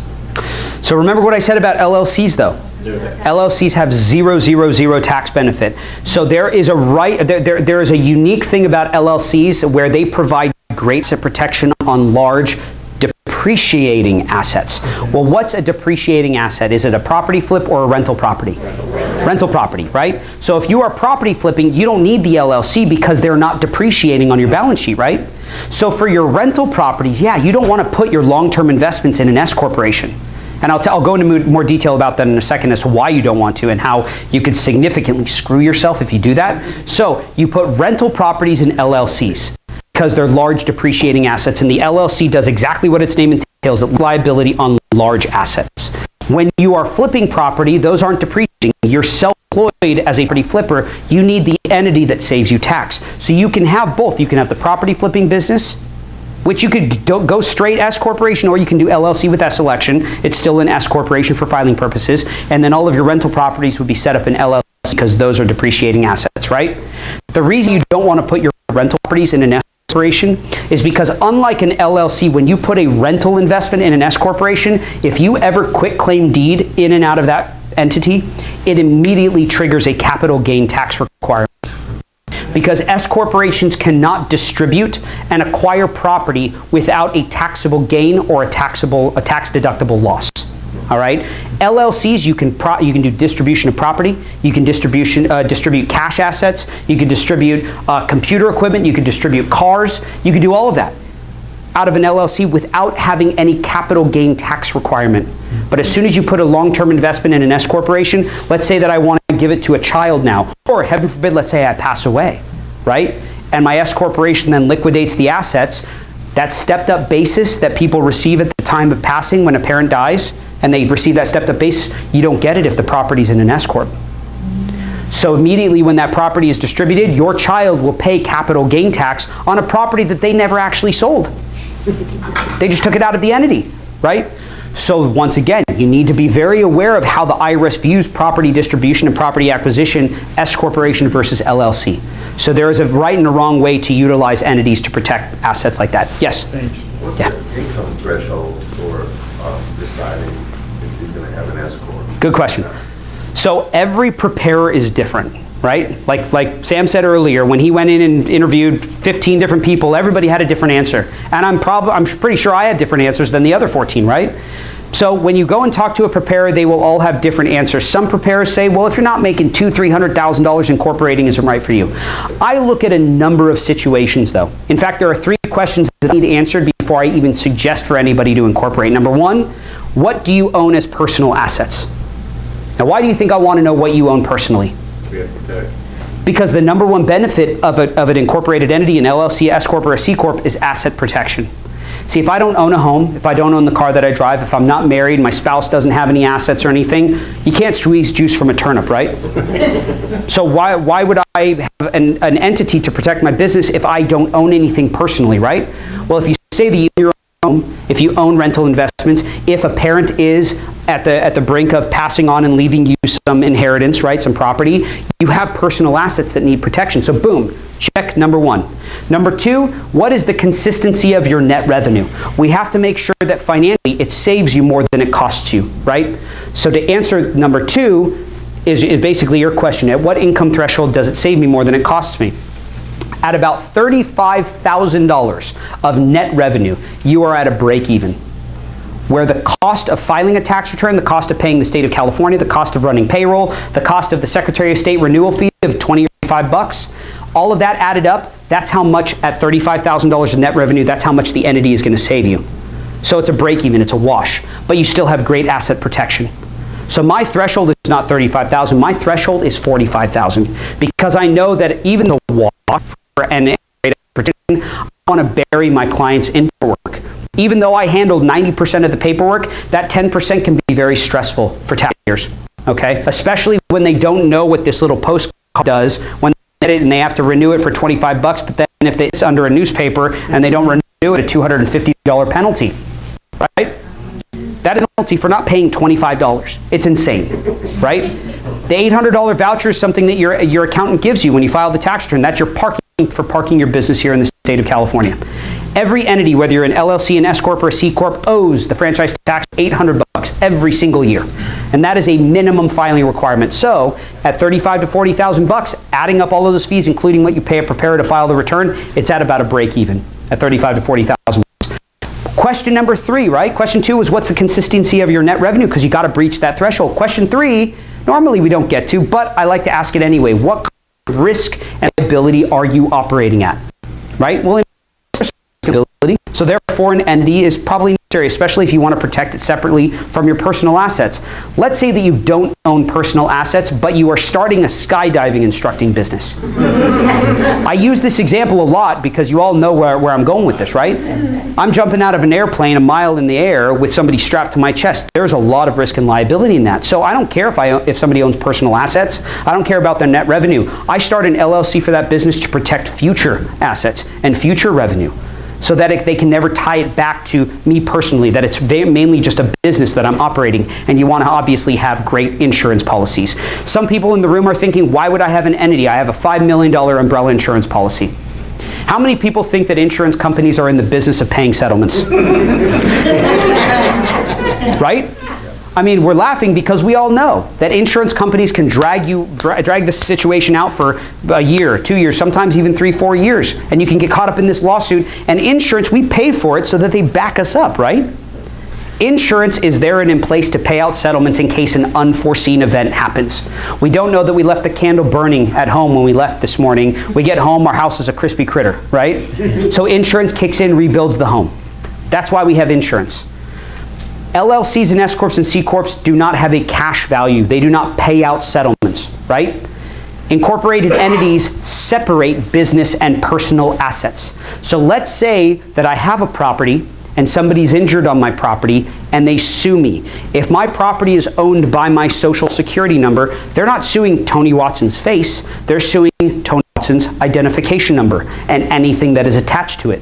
And if insurance tells me to go pound sand because I didn't respond to their emails about the broken water or sprinkler pipe in the front yard that their kid tripped on and now it stabbed them in the side and they don't have self-employed health insurance, now there's $450,000 in medical bills, guess who they're going to point the finger at? And they have 10 emails to you, the property owner, saying, hey, we told you that this was broken, we needed it fixed, and you neglected your tenants. Well, if in your insurance policy it says that if X, Y, and Z happens, we're not going to pay out settlements. If you own that personally, they're going to come after everything that you own personally. So when you separate your assets, you give yourself added layers of protection. Now, it's possible to pierce that corporate veil and come after you personally anyway? Yeah, it is. But guess what? It's time consuming, it's costly because you got to hire an attorney, and you have to file what's called a charging order in the state of California on one of four different cases, or one of four different things, either negligence, ignorance, malpractice, or illegal activity. You have to prove it. So most attorneys, and I don't know if there's any attorneys in the room, maybe you can add on to this because I'm not an attorney, right? I'm just speaking on what I know about my own entities and what my attorney has told me. But with the entities, when attorneys see the LLC or the Inc. at the end of a name, one, they make sure that you filed all the necessary paperwork to keep your corporation up and in current status. Because if you're suspended, then it's game on, right? Because you're in breach of your fiduciary duty as a corporation, right? But if you're active, normally they'll look for a cash settlement and they'll look at the balance in your checking account as of December 31st. Well, we all know that in real estate, all of that money goes right back into the next investment, right? So on the balance sheet, there's very low cash assets. So they're going to look at your insurance policy. And they know that if they go down that road, it could be a year, 2 years, 3 years before insurance pays it out. So attorneys will opt not to do those types of lawsuits. You know, and once again, I don't know if there's any attorneys. If you want to chime in, that's fine. That's just what I've gathered over the 15 years that I've been investing. You know, entities are meant to do one thing and one thing only. Sure, you get the tax benefit as an S corporation, but they were meant to protect business assets separately from you personally. It was meant to give your asset its own social security number, but it's not called a social security number, is it? It's called an EIN, an employer identification number. Right? So the asset separation equals asset protection and vice versa. Yeah. You mentioned that 365 days on the 4 properties. Is it literally a rotating 12 months or is it in a tax year, calendar year? It's a fiscal year. Okay. So it's whatever, you know, if I buy the property on June 1st and I flip properties by May 31st, right? It's that 365-day period. So it's literally on a fiscal year. It could be January 1st through December 31st. It could be June 1st through May 31st. It depends on that. Correct. Yep. Yeah. A question that relates back to the owning rental property. So I have an LLC with an election for S Corp. One of the properties I bought is still in my personal name. I hadn't deeded it to my S Corp or my LLC. The second one is in my LLC until I get a conventional loan, refi out of the hard money loan. Down the road, if I want to quit claim that property to a son or a daughter, or if I die, God forbid, and I have that election for S Corp, am I still on the hook? And if so, why can't I just take that election away and make it just an LLC that year? You can remove the S election, which I would highly suggest you do before quit claiming the property out of the LLC, because what you've told the government, which is basically the end all to say all, right, IRS, is that you want the benefit of filing as an S corporation. So if your property is owned by the EIN number that now under federal government is an S corporation, they will look for that capital gain transaction to be paid or capital gain tax to be paid if you distribute the property. Now, for all state intensive purposes, you are an LLC. But remember that you're not electing S corporation status with the state of California, even though you are a 100 now an S corporation in the state return because you filed the S corporation for tax purposes. But the LLC is the articles of incorporation or articles of organization, not incorporation, but the articles of organization still show you as an LLC. California doesn't care. It's the federal government that cares. So before you do that quit claim of deed, you want to remove that S election from your entity. Can I remove it and put it back within the same year or no? That is a good question. I don't know if once you remove it, if you can elect status the same year again. I think that you'd have to wait a full cycle and elect it for the next year. I wouldn't suggest doing that because what you're doing is you're manipulating a corporate entity for some sort of personal gain. Right. So just plan So- a year in advance. Plan a year in advance. Yep. Plan. That's the same across the board. Plan. Just plan. Yeah. You know, to your property tax bill, like write-offs, it's your primary residence. What if your primary residence is a multi-residential property? So let's say it's a 4-unit, right? And let's say that all of the units are the same square footage, right? And let's say that you pay $20,000 for property taxes on the full property. Remember, your primary residence is just $5,000, so you get the full tax write-off for that. The $15,000 for the investment portion, still fully tax deducted, but on a Schedule E, not on your Schedule A, which is where your primary residence is. Now, let's say that you have $100,000 in property taxes on a 4-unit building. $25,000 per each unit. That's a pretty expensive building. But let's say that you have it, right? Just for example, right? If it's $25,000 for your primary residence, it's capped at $10,000, but the $75,000 for the rest of the property, still fully tax deductible, but on a Schedule E, not your Schedule A. Okay. I think a lot of the people in here probably, because they are, a lot of them start creating their entities. What are things that, let's just break it down a little bit. What are some things they can write off as far as expenses? So I'd like you to break that down. Sure. They're creating an entity, most of the time it's starting out as an LLC, then converting to an S corp, I would assume. Sure. Once the profitability. You know what, let me, can I, since I have this up here, can I pull up my website, or the RA website really quick, and I'll show you. You can actually go to our website and download lists of expenses for businesses and for real estate professionals. So let me see if I can log into the, what's the Wi-Fi here? Let's see here. It's Artesia Training Center. Okay, let's see if I can hop on here. Artesia, this one right here? Center, and it's success.one with a capital S. Success.one. Let's see, success.one. Capital S. Yeah, let's see if that works. Connect, perfect. Okay, so let's go to the website really quick. This is really cool, and actually I've known like over 12, 13 years of working for our firm that we have this on our website, but for some reason I've only started referring to it because our website has become very, very updated. But let's see here. I am connected, so yeah, I am connected. Let's go to Robert Hall Taxes.com. Still looking. Still looking? Let's see. There we go. Okay. All right, so when you go to the very bottom, so it's roberthalltaxes.com. Oh, come on. Almost had it. There we go. All right, so if you go to, oh, actually top right here. So you see this tax forms tab right there? You click on that, and it'll bring you to a list of, well, it should. Let's see. To bring you to a list of forms here. All right, and so if you are a corporation, sole proprietor, you click on, not the contracts, but if you go down here, I'll click on the real estate one first because the real estate is for the real estate professionals, obviously, in the room. Real estate professional form is downloadable right from our website, and it'll help you kind of organize your thoughts and your expenses before the end of the year. Mint.com will also do this, right? It'll order your expenses, but if you think that something is an expense that you want to take advantage of, so this is real estate industry specific expenses, and that is anywhere from appraisal fees, board dues, casual labor, Christmas card. I mean, the list goes on, and obviously, say what? Forget about that. Now, this is my favorite section right here, okay, out of all of them. This is my favorite section right here. Others, okay? Because it means that don't marry yourself to the list, because obviously this is just a list of things that we've come up with over 46 years of being in business for real estate professionals. Other means that if you don't see a deduction on this list, don't be afraid to take it. The IRS looks for 3 requirements to be met in every write-off that you take for the deduction to be ordinary, necessary, and legitimate. I throw a 4th requirement. I say, please be reasonable. All right? Because, yes, mileage is an ordinary, necessary, and legitimate write-off, but if you say that 98% of your miles that you put on your car were for business use, and only 2% were allocated for commuting and personal, you're not being reasonable, right?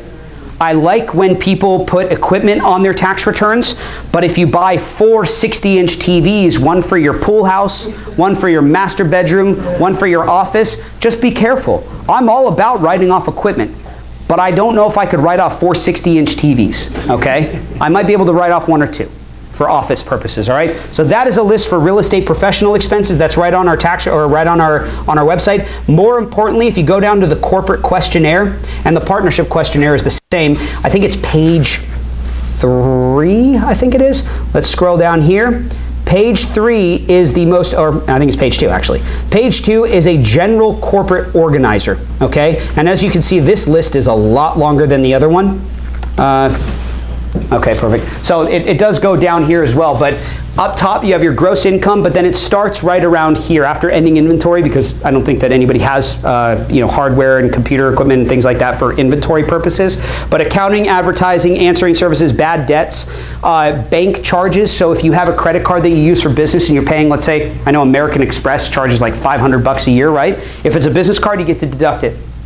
$500 is $500, right? That's a pretty nice write-off. So you're going to want to itemize all of these write-offs. Car insurance, depending on if you're a corporation or an individual, and how your car is titled. If your car is titled under your personal name, you got to be careful, because you cannot deduct fully a personal asset through a corporation. What is that called? Commingling. And it's piercing the corporate veil, right? It's piercing the corporation. So you want to make sure that your company, your corporation, if you are incorporated, that your car is titled under your corporation. If it's not, your company can give you a stipend, correct? A stipend to pay for part of your lease or part of your car payment. And at that point, it still goes under either car lease or car payment or auto and truck expenses, which actually don't show up in this list, but they show up on a tax return. Did I look over it? Oh, car and truck expenses, perfect. One thing that is changing for corporations in 2018, which I'm super bummed about, but at the end of the day, I think it's not going to make that much of a difference for me because I don't have box seats at Staples Center, is meals and entertainment. Meals are still 50% tax deducted, okay? But entertainment is gone. So if you bought tickets for the World Series, even though it was quite a bummer, I don't want to talk too much about it. I don't talk too much about it, but if you bought tickets for the World Series game and you tried to deduct it, yeah, if you brought a potential investor to the game, 50% tax deducted in 2017. 2018, it's gone. So Bank of America, Wells Fargo, Chase, all these people who have $250,000, $300,000 box seats at Staples Center and Dodger Stadium, gone, right? They can afford it. The big banks can afford it, all right?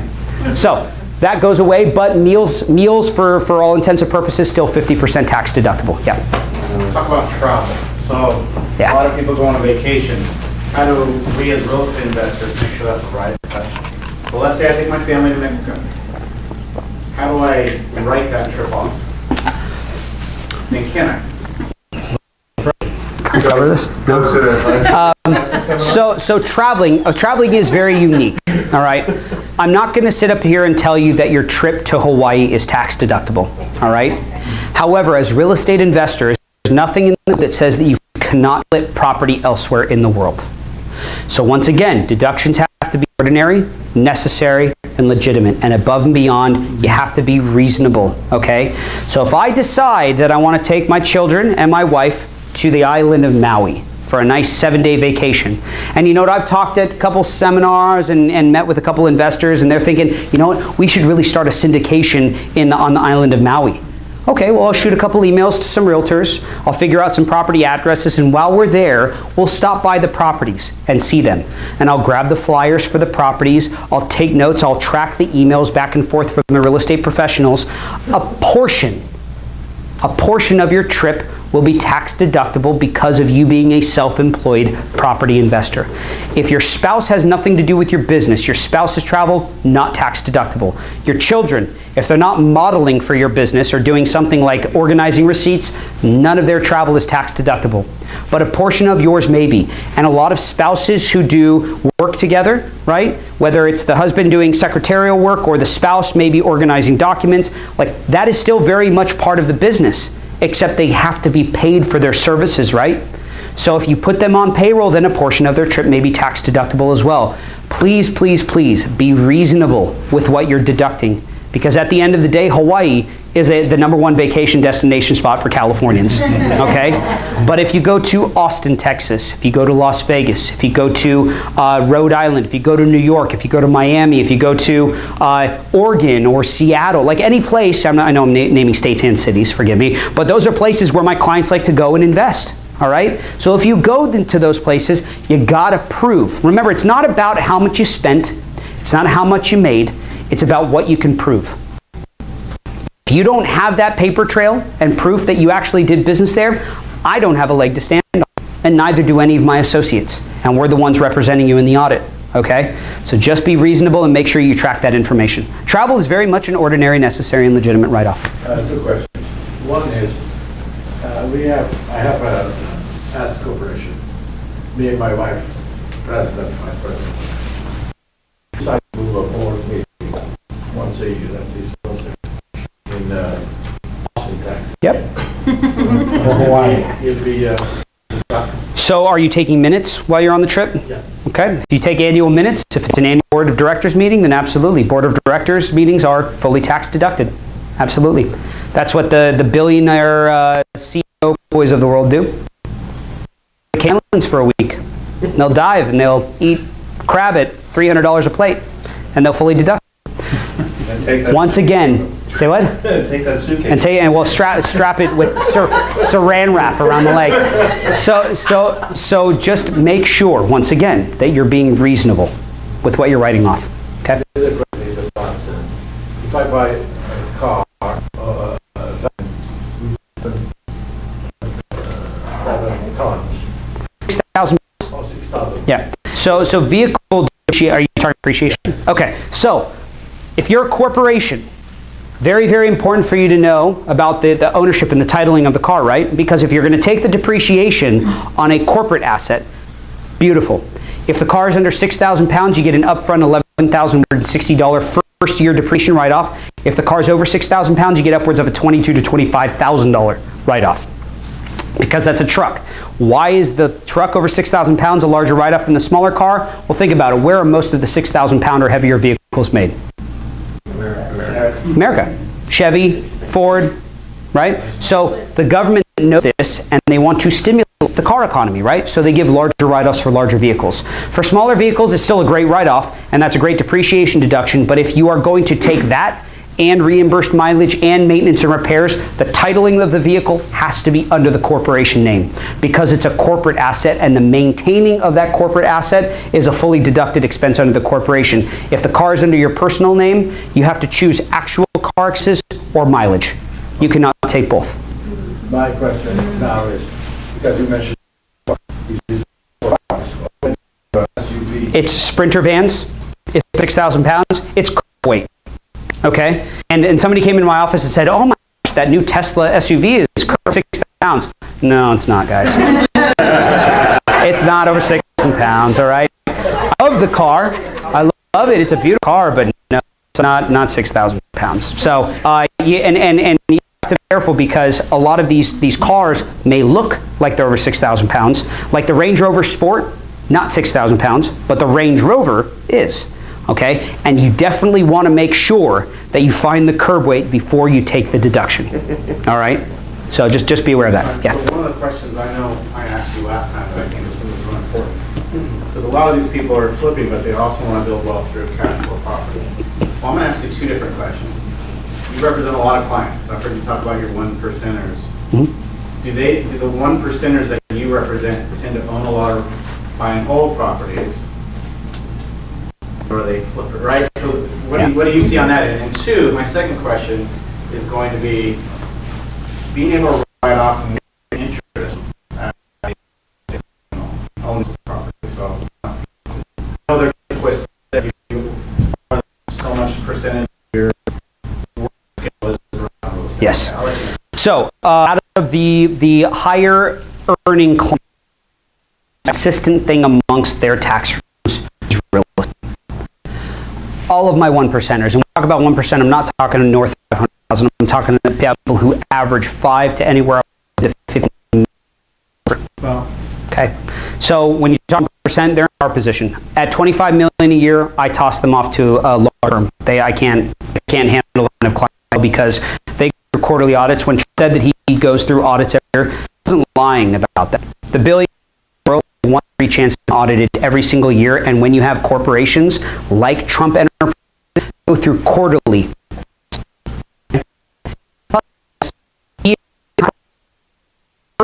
will be tax code, which is there's no side to that. The fact is that if he uses the code RI, it's actually him utilizing it to his benefit because it's not tax. All right. So with that being said, one of the most consistent things at that level of income is portfolio passive and non-passive income. Now, what you said about the second one is active participant or real estate professional status. Those 1%ers that I'm talking about, only 2 of them are real estate professionals. The rest of them are brain surgeons, medical professionals, and then also startup company investors and crypto investors. Okay, so the one. So yeah, I'm definitely not talking about crypto, and even if you come to me to talk about crypto, I'm not going to talk about crypto, okay? Not yet, at least. Give me like a year or two. So with the 1 or 2 real estate professionals that are making north of 5 to 10 million, they are property flippers, they are rehabbers, and they are Class A, Class B, and Class C investor, kind of hedge fund type investors. They also, from their investment portfolios, they very much have their own real estate investments. And we're not talking about single-family residencies. We're talking about shopping centers, okay? Whether they be a shopping center in South Bay, 15, open office spaces, or whether it's a 50-unit building. They know one thing for sure about real estate, especially if they can check that box as a real estate professional, is that in the first commercial 39 years, residential 27 and a half years, with mortgage interest, property tax, insurance, improvements, and depreciation, they're going to be showing losses on their books, on their tax returns. In reality, they might be cash flowing like crazy. But because of depreciation and mortgage interest, things like that kick them into a negative, as soon as they make the election of real estate professional, their losses fully offset their other income that they're paying tax on. Meaning that they could have $1 million W-2, and if their properties are showing $1 million in non-passive losses, they pay 0 tax on the $1 million of income they're making from their other income, their other passive or non-passive income, right? So, also, once again, with that being said, to check that box as a real estate professional, you have to meet very, very specific requirements. 1, 51% or more of your income has to be generated from real estate activity. 2, 51% or more of your time has to be spent working in the real estate industry. And 3, you have to be able to prove your annual hours working with your portfolio, meaning at least 150 hours per property, not per unit, but per property. How do you prove that? So let's see if on my website. I don't know if we have it on here. It might just be on our cloud at the office. So it doesn't look like they have it on here, but we have an annual checklist for active participation investors, and you only put this together if the government requests it of you. Because most property managers, management companies will keep hours, they'll keep logs. But most property investors, they're not that detailed. We're lucky if they keep a mileage log, all right? So in an audit scenario, the government will give you time to reconstruct this information. At that point, the way that you prove your hours is by reconstructing a log of hours. And it's 750 hours per property. Not per unit, but per property, okay? Now, what supersedes the hour log is the 51% time and the 51% income. Now, if you're a brain surgeon making $5 million in W-2 income and you just happen to have a couple real estate investments, those losses, 0 of it is tax deductible. You don't lose it, you just can't use it. So those losses become unallowed passive loss carry forwards, where last year, let's say that I'm making $5 million and because of depreciation on my 10 property portfolio, I show $100,000 of loss, right? Well, I don't lose it, but because my income is above $150,000, my AGI is above 150, I am not allowed to utilize the loss unless I'm a real estate professional, right? So let's use one scenario where I'm single, right? And I'm not married, I don't have kids, and I'm a brain surgeon money, but I also own real estate. That $100,000 loss carries forward to next year. Let's say I show another $100,000 loss. Now I have $200,000 of passive losses, unallowed passive losses. Let's say 100,000, 100,000. Let's say for the next 10 years, I have $100,000 of losses per year. Now I have $1 million unallowed passive loss carry forward. In year 10, let's say I sell my properties for $1 million capital gain.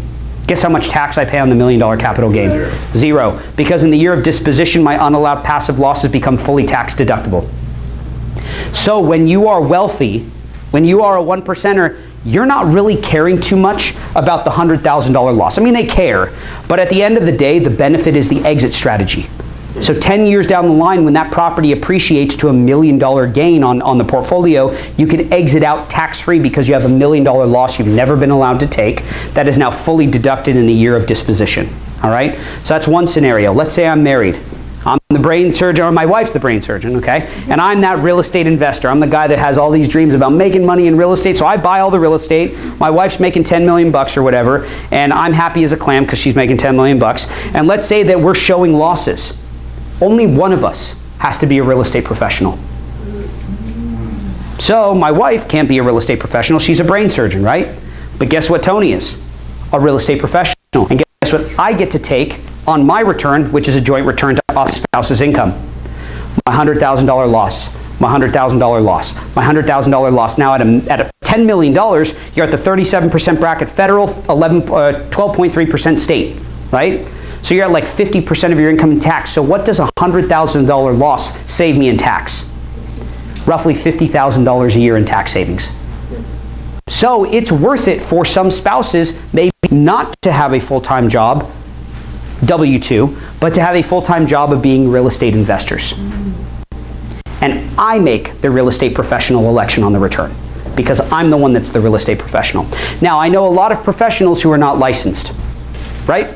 Just because you went to law school and because you have the bar little platform, plaque on the wall does not make you a legal professional. If you do not practice, if you do not actively participate in legal advising and representation, you are not a professional. Okay? You have to actively participate in that to be a professional. So I know a lot of realtors who have licenses who don't actively participate in real estate, and so therefore the license doesn't tell the IRS that you're a professional. It's a number of things. It's active participation, which means it's backed up by a log. Heaven forbid you were audited and they needed the log. The license helps. It's kind of like the cherry on top, and you definitely bring that to the audit to show there's a license. But it all comes down to time spent in the industry, income, and obviously if I'm managing the properties, if I'm managing the portfolio, 51% or more of my time is spent with real estate. The income that I generate is actually negative because my property is going, so it's literally 50% of a negative number. So I can make that election whether I'm a licensed realtor or not. But it's got to be active participation. I can't just hire a property manager, right? This is the mistake that some people make, that a doctor and a spouse, they'll say, oh, that's great, and then they'll buy property, they'll hire a property manager, and the spouse won't actively participate. Well, guess what? That doesn't work. Because when you hire a property manager to manage your properties, they're actively participating in managing the property, you are not. So if you want to play the chess game, you got to be in position to make that election. When you make election, it increases your risk for audit by upwards of 75%. Well, how much tax did it save you? On average, and that's one scenario, $50,000 a year. Well, of course, you're telling the government that you are that 2 to 3% of the population where your spouse makes way more than $150,000, which is the phase-out threshold, and that for some reason you are special and you get to make the election. So when you check that box, you better be ready to argue why you check that box. Or we need backup for it. Did they actually create these laws by accident and it turned out that way, or did they actually plan that? Oh man, I don't know. I don't really know why they build the code the way that it's built, but I find that there are more ways to utilize the code to our benefit than to hinder our ability to build wealth. If the code suppressed wealth, there would not be wealth here in the U.S. We all know that, right? Yeah. There will never come a time where you pay $1 in tax for $1 earned. Everybody knows that, right? Yeah. You might pay 65 cents on $1 in tax, but you will never pay $1 for $1 earned. Yes? If you have a lot of expenses establishing your real estate, but then you have no income, is that still deductible? Well, yeah, absolutely. If you have no income, it becomes unallowed passive loss carry forwards. Better yet, it becomes an NOL because your AGI with no income, you still have to report all of the income and the expenses if you want to carry it forward, right? So your AGI at that point is negative, and so you have a net operating loss scenario. So let's say 3 or 4 years down the line, you've never been allowed to take $40,000 or $50,000 of losses. All of a sudden, you have a $50,000 gain from the sale of a property flip. You have $50,000 of banked up losses. You don't pay any tax on that $50,000 4 or 5 years down the line. So you have to, and that's what people think in their mind. They're like, well, you know, Tony, I didn't file for the past 4 years because I didn't think I had to. Well, you might not have had a tax liability requirement, but you definitely wanted to file to show the government that you were expensing into your portfolio because 5 years down the line, you may actually need those deductions. In fact, you can actually do what's called a carryback of losses. There's something called a 1045 carryback where let's say I sold a property for $700,000 of capital gain 3 or 4 years ago, right? The government actually allows in this year, let's say I sell a property and I show a $500,000 loss because I lost my tail on it. I can actually elect to carry back the loss 3 or 4 years ago to offset the tax liability that I paid back then. It's called 1045 loss carryback. It is a highly audited election, but we have seen clients save hundreds of thousands of dollars in tax by making that carryback election. They're very complicated filings, very, very expensive filings. Okay? Very expensive. Yep. I know it's getting late. What we all are probably interested in is, you know, as flippers, is what do you see is the crystal ball that you have, because I know you and I have had these conversations. It's been a little off, right? This has been elongated. We haven't seen the cycle kind of end like we thought it was. Yep. I know you hang out with Bruce Norris a little bit. I know, I've heard the chatter that he doesn't really know. I mean, it doesn't seem like he really knows either. Do you know what I've heard or what I think? Because what I think doesn't really matter. But what I've heard should matter because it makes me a little skeptical. Okay. Yeah. So not only do and I don't run around with Bruce Norris. I don't want people to get the idea that I'm like buddy with these economists, but I do listen to them. I listen to their notes and I listen to their seminars, and yes, I have done a couple seminars with Bruce Norris. And what Bruce says is very analytical. He analyzes by stats, right? And the statistics, if you look at the stats now versus where we were in 2004, 2005, 2006, it looks very, very similar. That's what I've kind of gathered out of what he has talked about, right?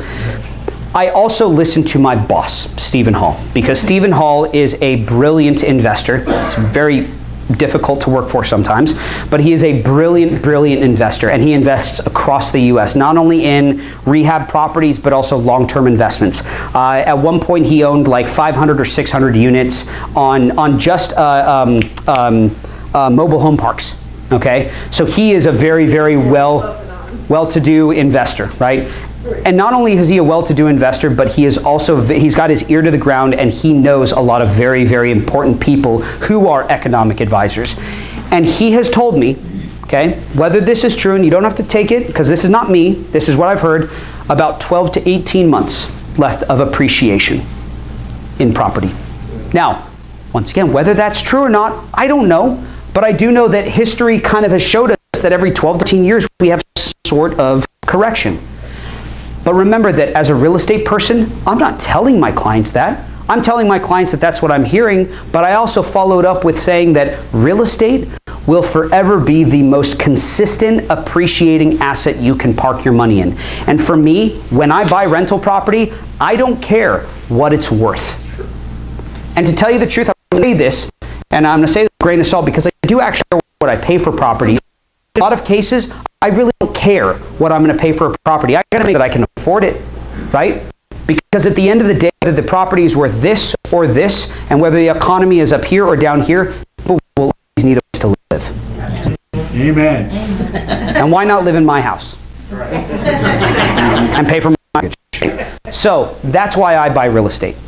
It's not because of the short-term gains, right? That is not my deal with my investments. I am not a rehabber. I'm not a flipper, okay?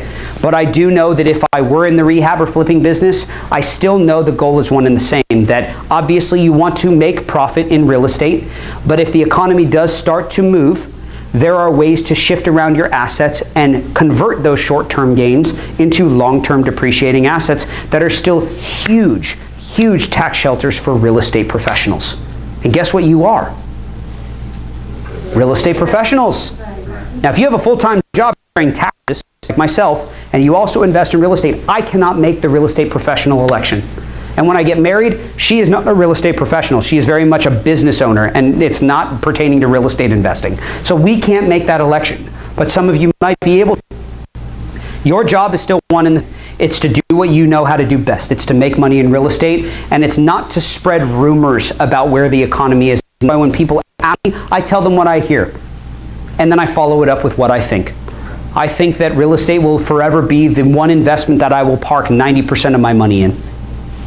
I did invest in crypto, though.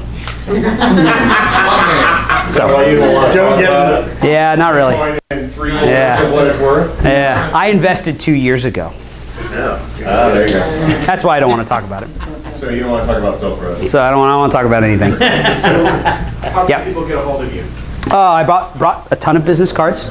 Okay, my phone number, my email. Right now, return email time is about 48 to 72 hours, I have to tell you, okay? Because when I'm not here, I'm sitting with about 15 appointments a day, but I do get back to my clients, okay? Most importantly, at the end of, oh shoot, no, I wanted to just the point in here. So at the end of the presentation, and I did actually have a seminar earlier, and so I gave out all of these second opinion forms at the seminar, but this is the same thing as that form. It literally has my email and my contact info on it, so it's better to have my business card than the second form. If you want a free 30-minute or over-the-phone consultation, you email me.